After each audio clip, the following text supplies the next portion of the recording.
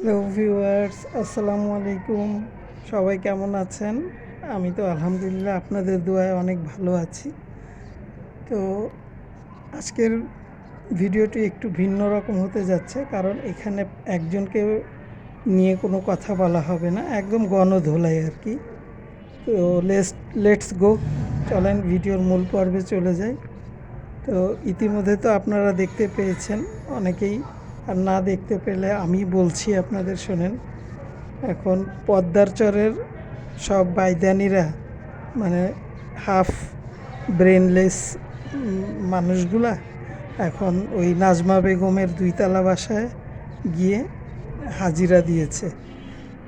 এই জন্মদিন বিষয়টা মানে মূল না, মূল বিষয় কি জানেন আপনারা?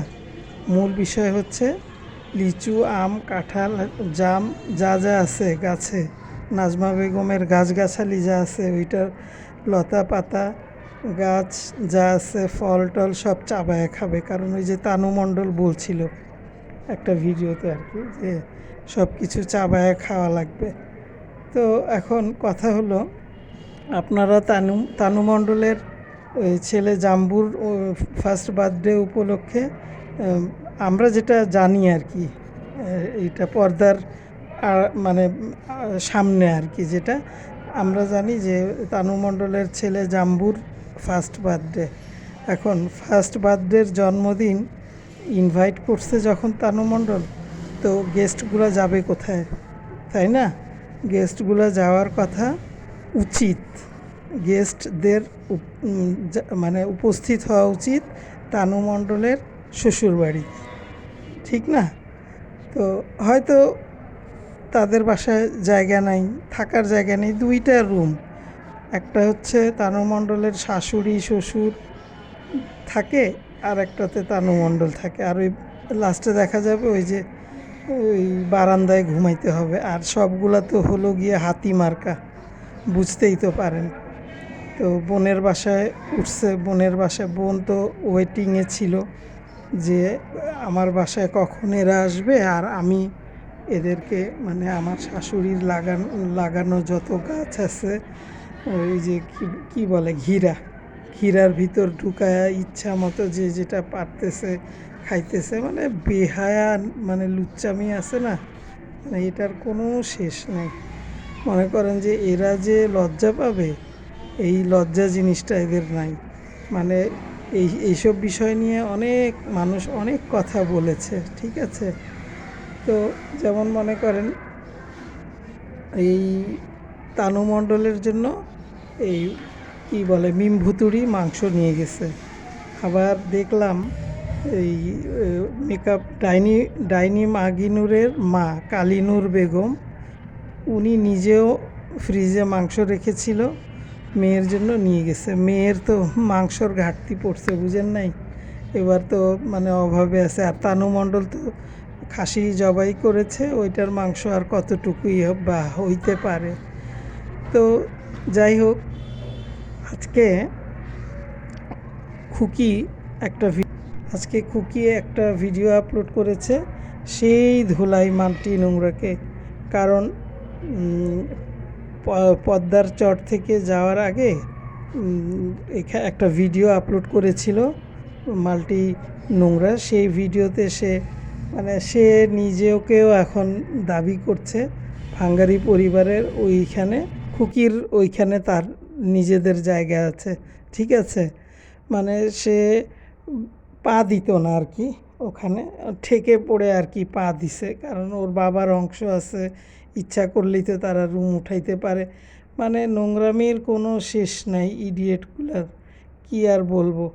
আচ্ছা যাই হোক, এখন তো একটা কথা আছে না যে মানে দড়ি ছেঁড়া গরু, জামাই নাই, কোনো ঝামেলা নাই, সংসার নাই, একদম গায়ে হাওয়া লাগায় বেড়ানোর জন্য। তো ঠিক আছে, ওরা মানে গেছে, ওরা ওই একটা দল আগে গেল, তারপর সে পৌঁছানোর পর আর একটা দল গেল আজকে। তো এর মধ্যে এই সেকেন্ড দলে কে ছিল? এই মাগিনুরের মা, বাবা, বড় ভাই, বড় ভাবির চাপা শুটকি, আর ওই পরকীয়ার রানী ছাগিনুর, আর পরকীয়া রানীর ছেলে মেয়ে, মানে 2টা মেয়ে আর কি।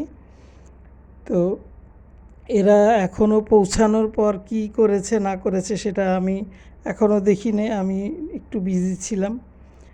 তারপরে আমি যেই কথায় আসছি সেটা হচ্ছে লিচুর, আমের আর কাঁঠালের আর জামের যা আছে, মানে এবার মনে করেন যে ঢাকা শহরে বসে আর কিনে খাইতে হবে না। আজকে যদি নাজমা বেগম বেঁচে থাকতেন, আর এই সাহস কি ছিল, এই 14 গোষ্ঠী ভিখারির দল ওইখানে গিয়ে হাজির হয়েছে, যে এই ভিখারির দলের তো আসলে কোনো লজ্জাই নেই।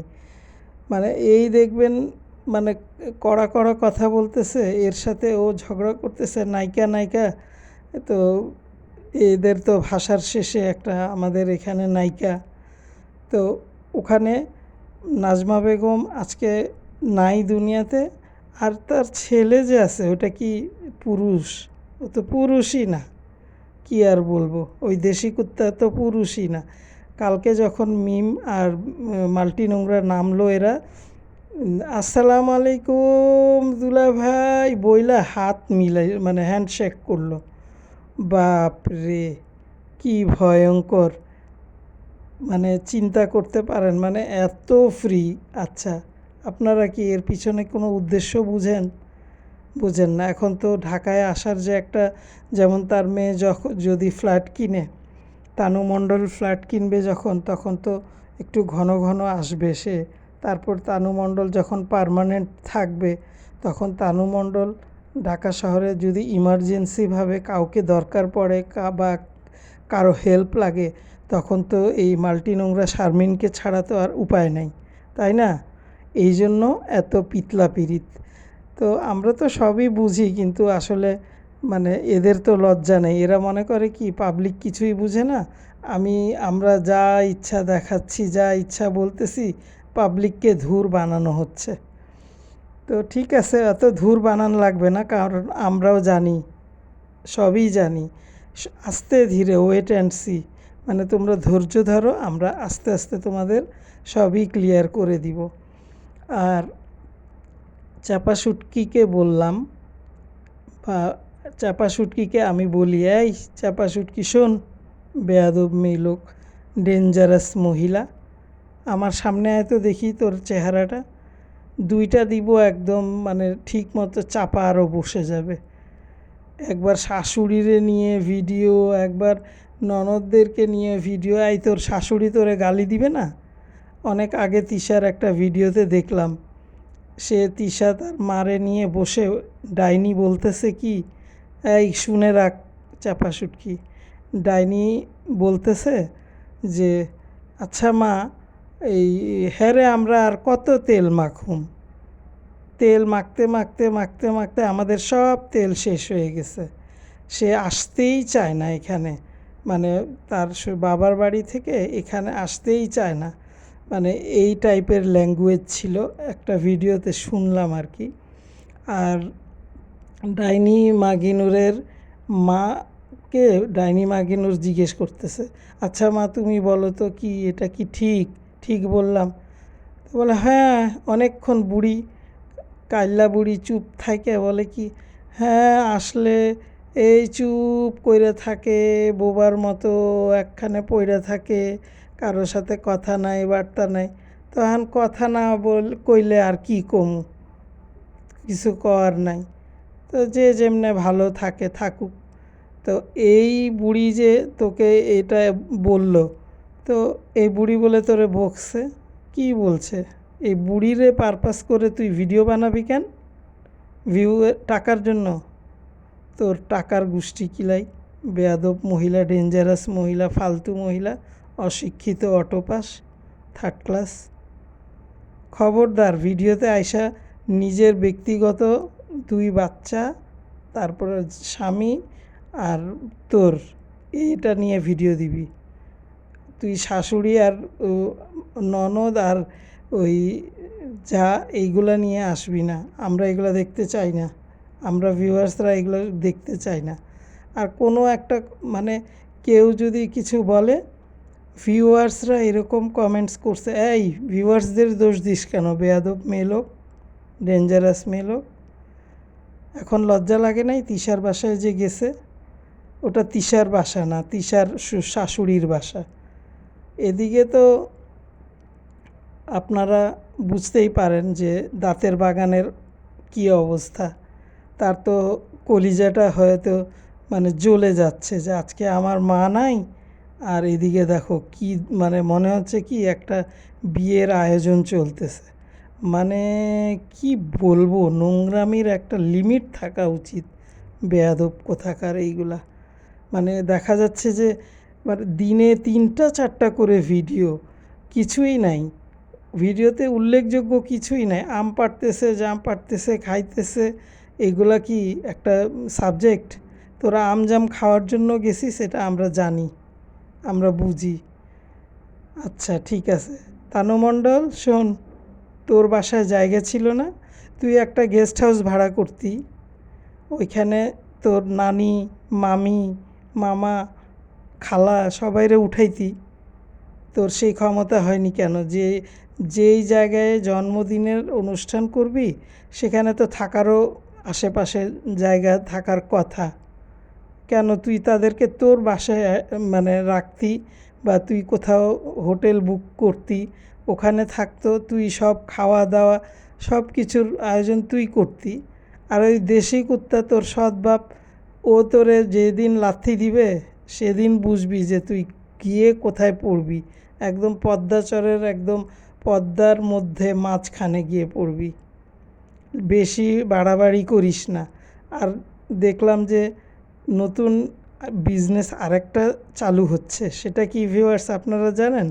সেটা হচ্ছে যে মুখে কি বলে ওটা, প্যাক তৈরি করবে আর কি, সেটা সেল দেওয়ার জন্য। ওই কি হলুদ দিয়ে, নিম পাতা দিয়ে, এগুলা দিয়ে কৌটা করে একদম দেখাচ্ছে, একদম অথেন্টিক। ইংরেজি বলতেছে। অথেন্টিকের মিনিং জানিস?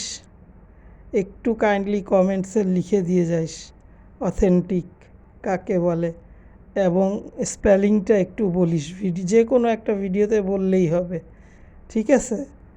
আর তোর শ্বশুরবাড়িতে থাকার জন্য, তোর নানি আর খালা মামিদেরকে রাখার জন্য তুই ওইখানে উপরে 2-3টা রুম বানা। তোর মা যেমন বানাইছে না, এই যে নাজমা বেগমের মৃত্যু কামনা করছে না সবসময়, যে এই বুড়িটা মরলেই তো সব রাজত্ব, রানী রাজরানী আমি হয়ে যাব, তো তুইও তো তাই করবি। ভবিষ্যতে তুই তো সেকেন্ড ডাইনি হবি তিশার মেয়ে হিসাবে। আর সবচেয়ে বড় যে জিনিসটা হচ্ছে, মানে এদের আসলে লজ্জা নাই, বুঝছেন ভিউয়ার্স? এদেরকে কত কথা বলবে মানুষ, এরা এত কথা শোনার পরেও এদের মধ্যে কোনো রকমের কোনো মানে একটা আছে না আচরণ দেখে, বা মানে চেঞ্জ আসছে, একটা জিনিসের চেঞ্জ আসছে, সেটা আসবে না। ঠিক আছে, জাম্বুর জন্মদিনে তুই কত ফুটানি করতে পারিস, ওই ফুটানি দেখার জন্য আমরা ওয়েট করতেছি। দেখি ওই ফুটানি কত দূর উপকারে আসে আমাদের দেখে। আচ্ছা ভিউয়ার্স, আমি একটা জিনিস শেয়ার করি, আমি ভুলে গেছি এটা, মানে চাপা শুটকির বিষয়ে যখন কথা বলছিলাম, আমি তখন একটা জিনিস আমি চিন্তা করলাম যে চাপা শুটকিকে আমি দেখছি, কথাটা আমার আগে বলা উচিত ছিল, বাট এখন তো যেহেতু তানু মণ্ডলকে নিয়ে কথা বলতে গিয়ে আমি মানে কথাটা মাথার থেকে একটু ডিলিট হয়ে গেছিলো। তো চাপা শুটকিকে আমি একটা জিনিস দেখছি, যে সে যখনই ভিডিও দেয়, মানে মনে করেন বেশিরভাগ সময়ই যদি সে পরকীয়ার রানী সাগিনুরের বাসায় যায়, ওখানে গিয়ে সে থাম্বনেলে মানে মনে করেন যে সারিকা বা মরিয়ম যেটাই বলেন না কেন, তার ছবি দিবে বা তার সাথে দিবে। মানে ওই যে বিজনেসের মূলধন সারিকা বা মরিয়ম, এই তুই তোর ছেলে মেয়ের ছবি দিস, তুই মরিয়ম আর সারিকা এর ছবি দিস কী জন্য? ডেঞ্জারাস মহিলা। তুই মরিয়মের ছবি দিবি না।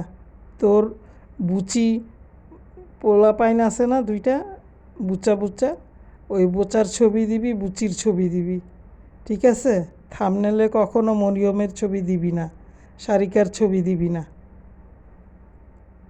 তো ভিউয়ার্স, আমি একটা জিনিস আরও বলি, আমি তো হাসতে হাসতে পুরাই শেষ। মানে মেকআপ ভুতুরি যে কি ধুমসি পাঠা হইছে, আপনারা কি ভিডিওতে দেখছেন কি না আমি জানি না। মানে আমি তো তার বডি দেখে, তার শরীর দেখে আমি বলি অবাক। আমি বলি কী রে, এ তো দেখা যায় দম আটকায় মরে যাবে 2 দিন পর। এমনিতেই তো দাঁতগুলা বুঝে নিই তো, একটা দাঁতের ফাঁক দিয়ে একটা ট্রেন চলে যাবে।